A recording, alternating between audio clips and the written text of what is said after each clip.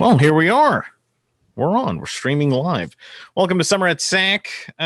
So during the summertime, we're going to be having these shows where we go in depth and behind the scenes at San Antonio College. And I'm Hot Mustard, by the way. And today we have Fidel Bem, the Director of Advising. Good morning. Good morning. How are you? I'm doing great. How are you doing? Having a fabulous day. It's summer, so enjoying it. I've always enjoyed the summers at SAC, and I'm virtual. I'm heading up to campus next week. We're slowly returning to campus. You are on campus. I'm here, yeah. So as a number of offices, we've returned to campus, and we are assisting those who otherwise would not be able to get access to the services they need. So we are here. Nice, very nice. And we are slowly getting back to a sense of normalcy, I guess you could say. Yes. Right. And if there is such a thing. Yeah, if there ever was such a thing, it's about serving the students and helping the students. That's what we're here for. And even though we weren't there for a long time, we're getting back to it, and we've been doing great virtually. And it seems that students have adapted to it pretty well. Yes, I would say. So advising, registration, hand in hand. Let's talk about the advising department. And before we get into that, let's talk about you and your journey to San Antonio College. Oh, wow. So I came to Texas after I finished graduate school in the Midwest. And I started off at UT in Austin, and that was a great experience, but I felt there was something lacking. I really felt I had a calling to work with those who didn't really know how to maneuver through the system. And that led me to the community colleges in Houston. And I was there for about a year and a half, and I felt this burning desire to find a special type of school. And I landed on the door of St. Philip's College, historically Black college and university, or HBCU. And I really enjoyed my time there. And then I got this call that SAC is starting this new initiative. They want to reach out and specifically provide academic advising for high school students who are taking college level classes. No one in the district has considered that. Even after we started it, we're still the only college in the district of 5 colleges that offers academic advisors whose sole purpose is to assist students in our high school programs. So worked with that since 2017, became the interim director for the high school programs office in 2019, just as we were heading into the pandemic. And while in the middle of quarantine, I interviewed for the director of advising, and I was fortunate enough to be chosen to be in this position, and have been working diligently to make sure we offer the quality of service that students expect. Nice. Wow. All right. And so San Antonio College is still the only college offering high school student academic advising.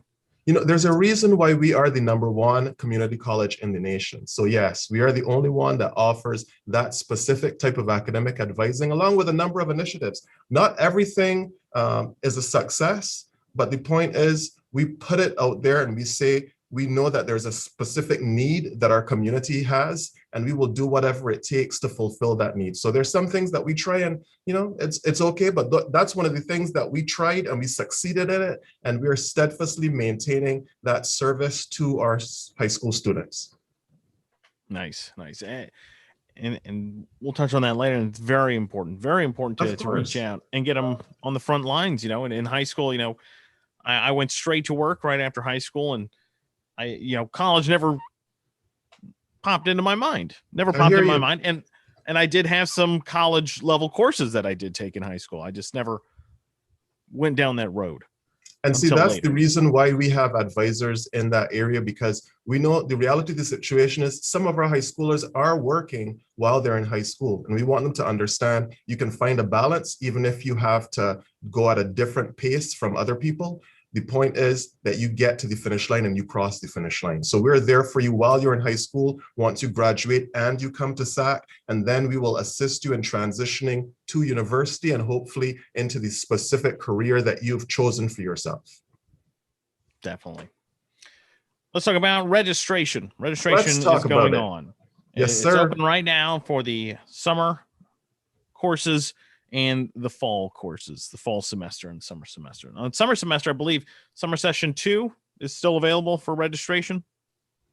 Yes. So for the summer, we have until the 15th of June for students to register on their own for the third 8-week session. And they have until July 6th to register for the second 5-week session.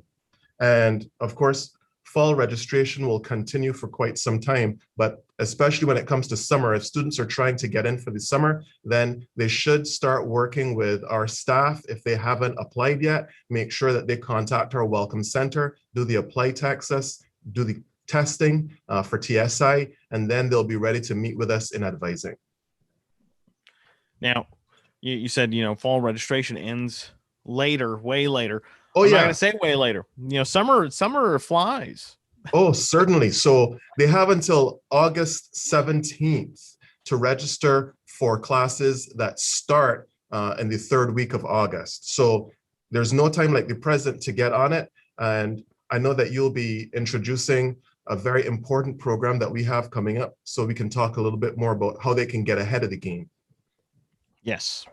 I've talked with some current students, and one of the things that current students run into is they got a hold. They have a hold. It's preventing them from registering for the classes they need to graduate. Let's talk about holds and pins and what do students need to do if they try to register and they see that they have a hold? Oh, gosh. So there are a number of holds, like you said, that can pop up for a student. Usually you'll see something like bacterial meningitis, which is especially important now that we are returning to campus. And if students go to our page, the advising webpage on the SAC website, they'll see there's a section that could assist them with certain holds. So for bacterial meningitis, you have to show proof of the vaccination, or if you're taking classes completely online, you can do a waiver. So when you go to our webpage, it walks you through the process of getting that hold removed. Some of the other holds, the most prevalent ones, relate to transcripts. So for that, you can go to our transcript page and submit the documents that are needed for that hold to get removed.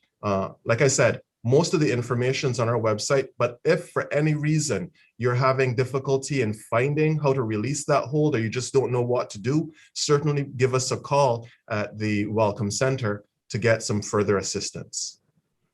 Yes. Library fines, will that pop up and create a hold? Yes, sir. So if you have it, you better bring it back. And if you don't know where it is, call the library and find out what you need to do. I remember years ago, it jumped from a nickel to 25 cents. And so I had a hold, and then I was like, well, how much is the hold?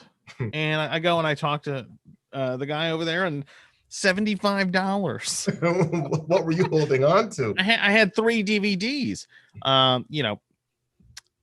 At the time, we didn't have Netflix, so you can go to the San Antonio College Library, and they had so many shows and movies on DVD, and you can rent and check them out, and great documentaries too. And so that's what I would do, and we negotiated. I was able to negotiate it down to $30. Okay. So thanks to the library. But if you have a hold like that, yes, you'll have to go to the library, and then from there they'll contact advising, tell them to lift that hold. But pins, you have to have a pin number, and a pin, it's not necessarily a hold per se. It's just a way to make a student check in, from my understanding. Certainly. So we encourage students to check in with their advisor at least twice a semester, just to make sure that they're staying on track. If they have questions prior to registration, always doing it prior to the start of registration, but then during the course of the semester, have at least one check-in just to make sure that you're staying on track. There's nothing else that you should have in terms of resources or an understanding of what you do next.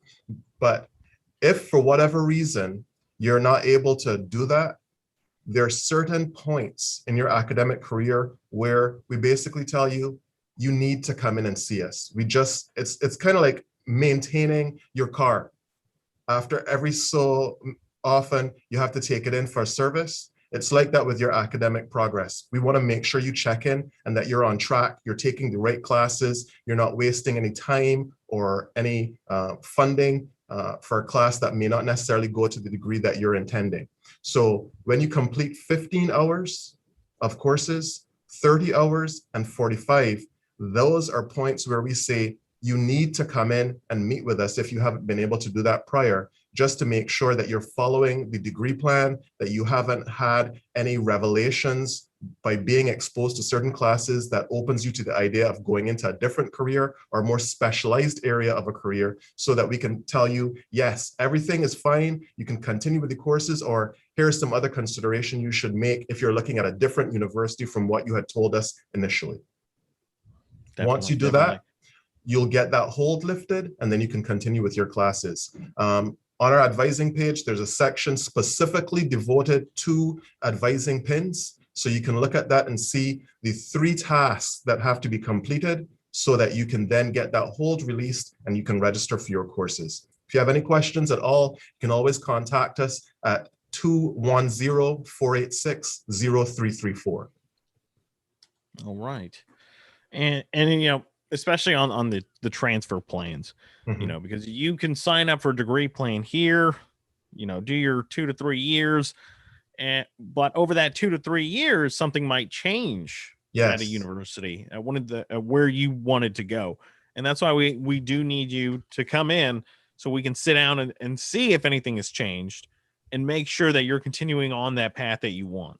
And I'm glad you mentioned transferring, because from the moment a student gets here as a first-year student, what we implore them to do is declare their intention.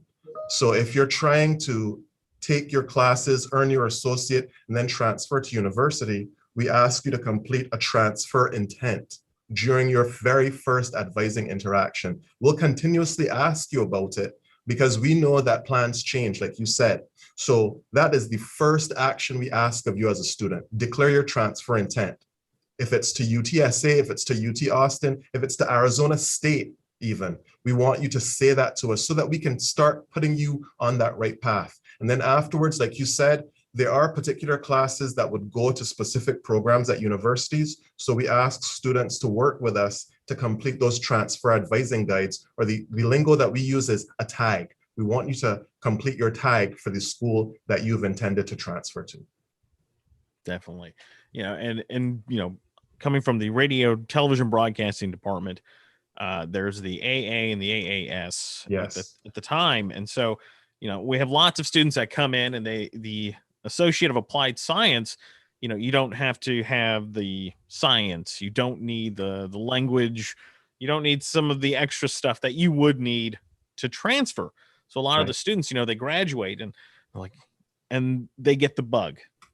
They get the bug of success, of just achieving. And so I'm like, okay, so what are you going to do now? I'm like, well, I want to transfer. It's like, oh, okay, well, let's look at your stuff. You're not there yet. Right. You got the Associate of Applied Science. It's great. We need a couple of more classes. And then that's when I send them over to advising, because you're going to have to take a little bit more classes to be able to transfer to that 4-year institution. Exactly. So always look ahead. Always look ahead. Yeah. Let's talk about the expanded summer momentum plan. And this is a different plan from years past. Yes, this is sir. An updated plan. Yes. So we have the opportunity to offer students tuition-free courses during the summer. If you've taken classes in the spring, you would qualify for 1 tier of expanded summer momentum. If you've also completed classes in the fall, you would qualify for another tier of classes. So it's between 6 and 9 hours that you can receive tuition free, as long as you have a 2.0 GPA. Basically, it translates to you being in good standing. Then you would qualify for expanded summer momentum. There are a few students who've signed up for classes who have not seen the credit yet. I don't want you to be anxious. just understand that you are flagged from any purges where you might have your classes dropped, and you will see within the next week or so that it's an ESMP merit scholarship that you will see posted on your student account. If you do have a concern or a question, please don't hesitate to contact us. You can work with the business office, or if you're wondering about it being recorded, you can contact our admissions and records department as well. And, in the past, I believe it was full-time students, they get 6 free credit hours. So basically, essentially 2 courses. Part-time students would get 3. This time around, if you attended class in the spring, you get 3 hours. Yes. You get 1 course. If you were part-time in the spring and part-time in the fall, you get 6. You get 6 credit hours, 2 courses. Now, if you're enrolled full-time in the spring and you took classes in the fall, you get 9. You get 3 Exactly. courses. Yes. That's amazing. Yeah, so it's between 3 and 9 hours. So for those students who were attending college for the first time this spring, they qualify for the 3 hours. And then, like you said, for the additional hours in spring, and then taking full time in spring and classes in fall, you'd get 9. Yeah. So definitely look into that. There's still time. Summer session 2 is still open for registration. More information on the expanded summer momentum plan, alamo.edu/ESMP. Let's talk about first time in college students and first time in college. First off, what is a first time in college student? So if you have not had a presence at college after you've completed high school, you are considered a first time in college student. If you were part of a dual credit program in early college, high school, but you'd never been to college full time, you would still be considered a first time in college student. We also have transfer students who are coming in with less than 6 hours. You technically would be considered a first time in college student. What I'm so excited to share is the fact that we've created a team that focuses on our first year students. We understand that this is the most critical year of your academic career. So in the 4 years or 5 to 6 years that it would take you after graduating high school to complete an associate's and then a bachelor's degree before you would go into a career, this first year is of utmost importance. So we saw it fitting to develop a team that focuses on the specific needs of this student population. We have 6 advisors who are seasoned professionally, and they've been master certified, so they know exactly what they're doing. They come from the 4 institutes that we have on campus for academic advising, and they're being led by Maria Rogers, who has experience in working with TRIO programs and is very well versed in assisting students who are in their first year of college. So they're the first group of advisors that you will see once you finish your orientation with the Welcome Center, and they get you together in group advising to give you the ins and outs of what to expect as a first year student and to assist you in getting registered for your first semester's classes. Now, admissions is different from advising. Admissions is ridiculously different from advising. We just want to be clear on that. I know we're talking about, first time in college students, but if you have not been to college before, first stop is admissions. Very, very first stop is admissions. They're the enrollment coaches. They're the ones who will get you in. So they're giving you information on how to complete your Apply Texas appropriately. They'll guide you to the testing that has to take place. They will give you some information about the documents that you need to share with our records office. So they're all about coming in. So they're like the folks who are guiding the planes into the airport. And then once you're landed safely, the advisors take over and say, okay, it's this way. We'll take you from this point on. Yes, there we go. I love it. And, it can be a daunting task to be admitted, and then also being advised.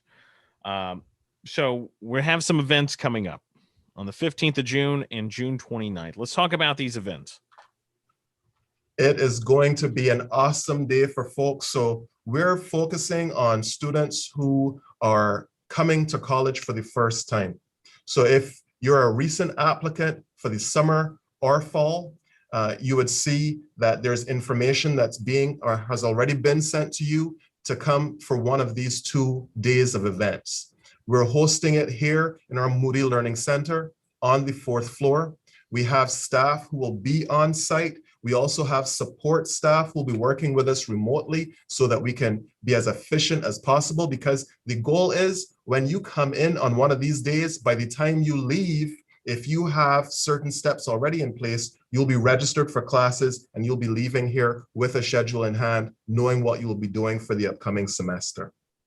So for students who've recently applied through Apply Texas and they've already tested, you know that by the end of the day, you should walk away with your schedule. If you're a student who's applied, but you haven't tested yet, we'll have testing available for you. So we want to make sure that you still come so that you can get set up for testing. So you at least walk away knowing what your scores are and what your next steps would be. If you are so brand spanking new, but still really enthusiastic about this experience, like I am going to college. If you need to get set up with your Apply Texas and you're just still thinking, okay, I looked at the website, but I still don't know what to do, come down. We will guide you through the application process of Apply Texas. You may not be able to test that same day because it will take several days before that application gets acknowledged in the system, but we at least want to make sure you get that application completed so you know that you'll be ready for the next step of the process. Wherever you are in the process, we will assist you, but for those students who have at least completed their testing, we'll be able to give you your schedule by the end of the day. Damn. Let me contain my excitement. I'm sorry. Let me dial it back just a little bit. That's great. That's great. It's definitely what we need this Tuesday morning. Let's see. Got a question off the YouTube. Can someone returning to school fall 2021 apply for scholarships now? Oh gosh. So you have to understand there are more scholarships now than we had before. Just because of living through the past year, the federal government was gracious enough to bestow funds upon us to assist students because we realize this is a hardship for everybody involved. It's really difficult for students who may have not had the same work situation that they had before we went into pandemic. For staffing, we know that still everybody's dealing with the fallout from the COVID-19 pandemic.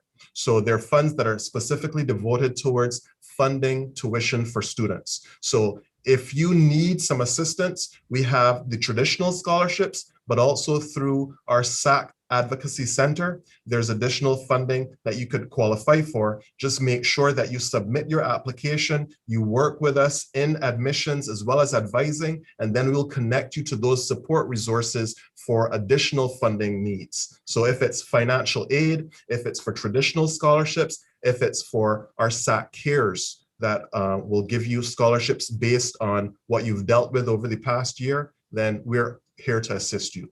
So it's a huge collaboration across at least 3 or 4 offices at the college itself. Oh, yes. So what one place would be for assistance, alamo.edu/advocacy. Yes, please. You can go there, but also you can, for scholarships mainly, alamo.edu/foundation/scholarships. And that is where you apply for the scholarships within the Alamo College's foundation. It's one application, and they will match you to everything that you could be matched to. Yes. Now, the final application deadline for the 2021-2022 scholarship year is September 5th. So, yes, you still have time. September 5th is the deadline. Yes. So one thing I want to emphasize, there is no time like the present. Sometimes we get really caught up in life. We'll say, okay, yeah, it's all the way in September. I can wait a little bit. And then September 4th comes around and you're scrambling. That's why we have events like the ones coming up June 15th and 29th, so that as early as possible, we want to get you ready for what you're about to embark on. So if you can make it to one of these two events, please come out, even if it is to talk about those opportunities where the deadlines are later on in the year. We want to make sure you still take care of business right now. Yes, June 15th, June 29th, and especially this summer, time is going to fly. Mm-hmm. It's June 1st. You may be fully vaccinated next week. Next thing you know, it's going to be October. It That's feels the like way Christmas already. Yes, exactly. We are going to want to do things that we haven't been able to do in over a year. We get it, we understand it, and that's why we have adapted in offering these one-day events where you can come down, get everything out of the way in one, and it's not going to take you the whole day. We're going to be there the whole day. Right. You won't. All right. Alamo Promise. A big thing. Big thing. Alamo Promise. Let's talk about it. Yes. What is Alamo Promise? So Alamo Promise is our way of telling our community we understand that there are needs that you have to get met, and working with our government, our businesses, and our higher education institutions, we are saying this is our commitment to improving the quality of life for our community. How that is exercised, we have schools that are identified that we use to pull students who would be part of our Alamo Promise program. So if students go to the website, they would look there for eligibility. It depends on the school which they're attending right now. So if you're a senior, you were identified as an Alamo Promise prospect, you would complete the steps needed, which includes aid. A large component of this is related to aid. So Alamo Promise fills in the gap where your other aid leaves off. So if you're receiving financial aid of some kind, if you're receiving grants of some kind, those dollars would be set aside that go towards your tuition and fees. And then if there's any remaining balance with regards to your payments for school, Alamo Promise steps in and says, we're not going to leave you wondering about how you're going to take care of this. We will manage the rest for you. Yes, these last dollar scholarships. Last dollar and scholarship, yeah. And you can head on over to alamo.edu/promise. This is a great opportunity for young people. Take advantage of it. This is a great opportunity. I wish I had that when I was going. Just think about it. There are a number of us who were going to school where there wasn't this opportunity, and many of us 10, 20 years after completing school, we're still paying off student loans. So if you have an opportunity to avoid that, you will never have that experience, then please jump at that chance, because you don't know what your future holds. So if you're getting school paid for now, that'll allow you time to accumulate the funding or be prepared for the endeavor of going to graduate school. Or there might be other educational opportunities that you want to seek. You may not be able to get full scholarships for your bachelor's program, but at least you know it'll be less expensive than having to pay the full 4 years on your own. Yes, and every penny helps. Every single cent towards helps. School. Yeah. Yes, because and you got to think about it. That every dollar you get from these scholarships, that is money and time you do not have to work. Exactly. That is time that you get to put towards school. Luckily I was working overnight at a gas station. It was tough work, yes, but it was overnight. So there was some downtime. And so I would do some of my schoolwork while at work.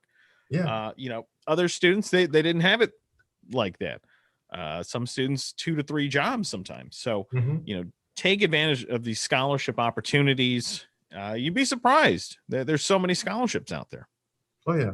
And just think about folks that come from families where you have multiple siblings and you're thinking, okay, how are all of us going to afford to go to school? Our parents can't help all of us, or our families can't support all of us. So what are we going to do? If you have an opportunity like this, it relieves you of that belief that you can't do it. It makes it possible. It seems that it's something that's achievable. You can actually see the future ahead of you just by knowing somebody or our entities are there committed to helping you along the way. And it's not just about Alamo Promise giving you the last dollar in for funding. It's those support services. I want to emphasize that again. I can't speak highly enough about having a center like our advocacy center that says, we understand even if you pay for school, you might still have to think about, how am I going to cover my rent? Where am I going to get my next meal? We also have services like childcare and child development, because it's not just about a daycare, it's about giving children instruction and guidance while you're in school. So if you have younger children, you also know that you have the support of our early childhood center as well. So think about everything that you get by being a part of this San Antonio College experience. We want you to be an Armadillo for a reason. Yes. Yes. Let's see. And thank you for bringing up the Advocacy Center again. They're going to be having a pop-up market June 10th. If you want a full list of the pop-up markets, alamo.edu/advocacy. They're also going to be open on Tuesdays and Thursdays for appointment-only visits. So you can go to the clothes closet, and the food pantry is going to be open for students. So you can reach out to them, 210-486-1111. Wow, time flies. It's already 9:01. Oh, wow. Yeah. All right. Well, alamo.edu/SAC/advising. You got it right. Yes. Well, thank you, Fidel. Thank you, Hot Mustard. It's been a lot of fun, and wow, a lot of information. Want to have to say this. It was great seeing you at graduation, and I look forward to graduation in person again. But I hope we have this tradition of having our graduation in motion, because it was one of the funnest events I've ever experienced on campus. Just to see the joy in people's faces, having their families with them, it was wonderful. Yes, we definitely need more drive-through events. Yes, on campus. All right, catch us here every Tuesday morning, 8:30 to 9 o'clock for Summer at SAC. I'm Hot Mustard.